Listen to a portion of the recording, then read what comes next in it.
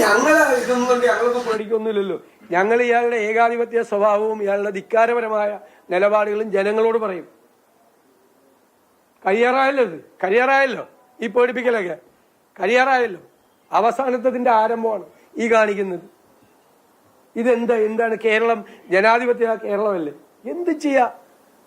എത്ര പേർക്കെതിരായിട്ട് ഇവര് സോഷ്യൽ മീഡിയയിലൂടെ വനിതാ മാധ്യമ പ്രവർത്തകർക്കെതിരായി, ഇവിടെ എന്നെ കേൾക്കുന്ന ഈ റിപ്പോർട്ട് ചെയ്യാൻ വന്ന മാധ്യമ പ്രവർത്തകർക്കെതിരായിട്ട് എത്ര മോശമായിട്ട് എഴുതിയിട്ടുണ്ട് സോഷ്യൽ മീഡിയ ഹാൻഡിൽ.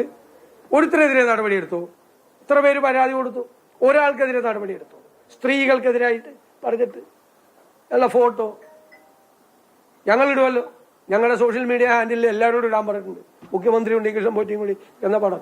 ഞാനൊരു കാര്യം ചോദിക്കട്ടെ, ഈ സമീപകാലത്തല്ലേ ഉണ്ണികൃഷ്ണൻ പോറ്റി മുഖ്യമന്ത്രിയുടെ പരിപാടിയിൽ വന്നത് അല്ലേ? 2019 അവിടെ കൊള്ള നടന്നു, കവർച്ച നടന്നു എന്ന് CPM നേതാക്കൾക്ക് അറിയാലോ.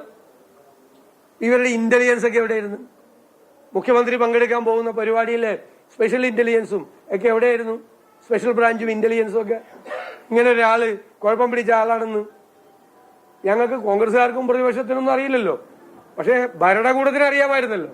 കോടതി തന്നെ പറയണ്ടല്ലോ, ഭരണകൂടത്തിന് അറിയാമായിരുന്നു എന്ന് ഈ സംഭവങ്ങൾ. അവിടുത്തെ കൊള്ള, എന്നിട്ട് അയാളുടെ കൂടെ പോയത്.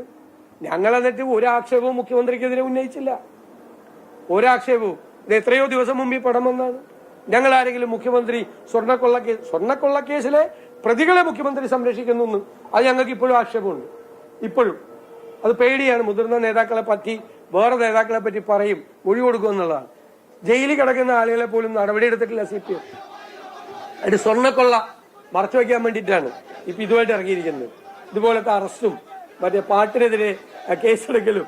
നാണം കെട്ടുപോയില്ലേ? പാട്ടിനെതിരെ കേസെടുക്കാൻ പോയിട്ട് നാണം കെട്ടുപോയല്ലോ.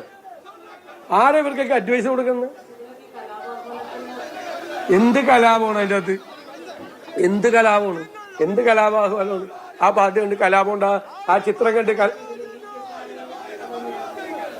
ഞാൻ പറയണത് അത് തന്നെ പറയാം. അത് അവരുണ്ടാക്കുമല്ലേ, കേസ് ഉണ്ടാക്കുമല്ലേ. ആ കേസ് നിൽക്കൂല, അത് കോടതി എടുത്ത് ചവറ്റോട്ടയിൽ എറിയുന്ന മറുഭാഗത്ത് കാണുന്ന ദൃശ്യം അത് കോഴിക്കോട് എന്നുള്ള ദൃശ്യമാണ്.